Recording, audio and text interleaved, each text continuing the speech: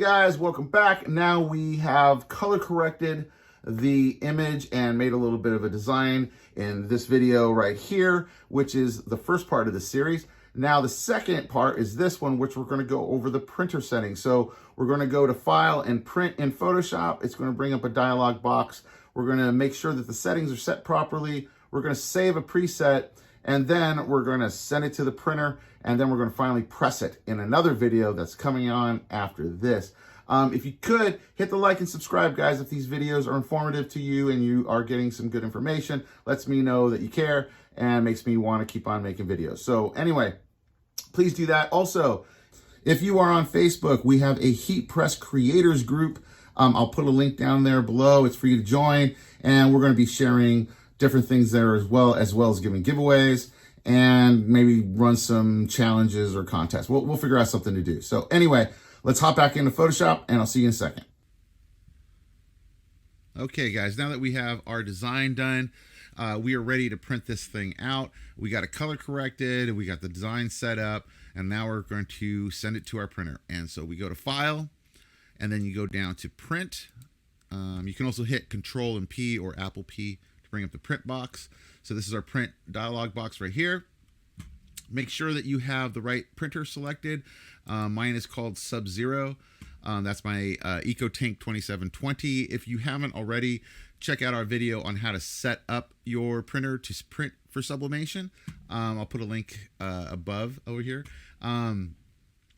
Anyway, we're going to go into the print settings now. So go ahead and click this print settings, which will bring up this box. If you installed the drivers properly, you don't want to have Windows automatically update your driver. You actually want to go to Epson. You want to download the driver and install it. Otherwise, you're not going to be able to see these options. So if you have hit print and you're not able to see this, you probably did not properly install your drivers from Epson directly. So go back to that video and that will show you kind of how to do it. Part 2 is where that setup is. But anyway, if you do have this dialog box and you did set up your printer properly, let's take a look at the settings you need. So I select legal. For me, that's the 8.5 by 14 because that's my maximum size, and that's the size paper I use from ASUB. My orientation is going to be left at portrait. This is really important here, guys, the paper type. Set it to premium presentation paper matte. There's a bunch of options, but make sure it's set to premium presentation paper matte. This is going to give the proper saturation onto the paper that you need for the sublimation to give you a good print. I leave the quality on high, okay? You want to make sure that this is set to high. The color, I leave a color. We don't have two-sided printing. Don't worry about this. We don't have to worry about multi-page. Don't worry about this. I'm only doing one copy. And on this page, everything is okay. Now, up top, there's 2 more tabs. We want to click on More Options. Under More Options here, guys, now this is the second part you need to really pay attention to. Again, make sure the document size is set to what you need, which is 8.5 by 14. This color correction, this is really important. Make sure it's set to custom. And then what you want to do is go click Advanced and make sure that if you might have already gotten an ICC profile from the inks that you bought. If you did, you're going to be able to utilize that here as well. But if you did not, use ICM. That's internal color management. So if you're using Photoshop, it's going to basically try to match the Photoshop CMYK as best as it can. This tends to give me really good results. So make sure that this is selected at ICM. Make sure that's okay. Under image options, you don't have to worry about anything here, okay? So it's mainly just in the color correction area, hit Advanced, and make sure that ICM is selected, okay? The additional settings here, guys, I always select high speed and mirror image. The mirror image is going to make it easy so that I can just send this directly to the printer and it will flip it for me automatically so that it's ready to go in. So I don't even have to worry about doing the reversing of the image. It'll do it automatically when it's sent to the printer. So that's why I have that mirror image selected. The high speed, this is up for debate. I left it at high speed because I want to minimize the amount of ink that's outputting, just because I don't want to oversaturate the paper where the paper is still wet and then the rollers start to collect ink. That can happen.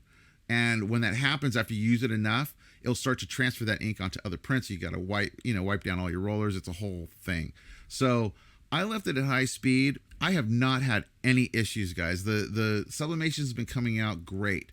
But in case you're seeing white lines, maybe turn that off so that it's not high speed and see if that helps. But if you're getting good prints right off the bat, leave it at high speed. I think this is just going to lessen the amount of ink that's being outputted, and the prints look great to me. So I leave it at this. Okay. Under maintenance, you don't have to worry about any of this stuff. Let's go back to the main page here. Okay. So now you've set up those settings. You want to make sure that those are saved, guys. So we're going to make a preset over here in the printing presets area. Hit this add remove presets. Let's give it a name. We're going to call this one, sub legal. I'm going to name it just test so I remember that this was just for me, just something I'm going to not have to use again because I already have another preset. But anyway, name it whatever you want. Name it your printer name, whatever you want, or the exact things that you have. You can select a little icon here. Let's select the blue one. And then you want to hit save here, guys. Okay, you can put any additional comments here, but just hit save. You're going to see it pop down now over here, and you see it on your list of custom settings, and you're good. You can close this, and now every time you open up this print settings, like click it open now, it's always going to be there for you. So all you have to do is just click it, and automatically you'll set everything back to where you needed it. I call mine Sub-Zero ICM, so I'm going to leave it there. Click OK. Now you're ready to print. Okay. As you can see, it shows me a preview of how it's going to print. It looks like it's going to print great. I'm going to now just send it to my printer, and that's it, guys. So now in the next video, we're going to show you how to press it. Stay tuned.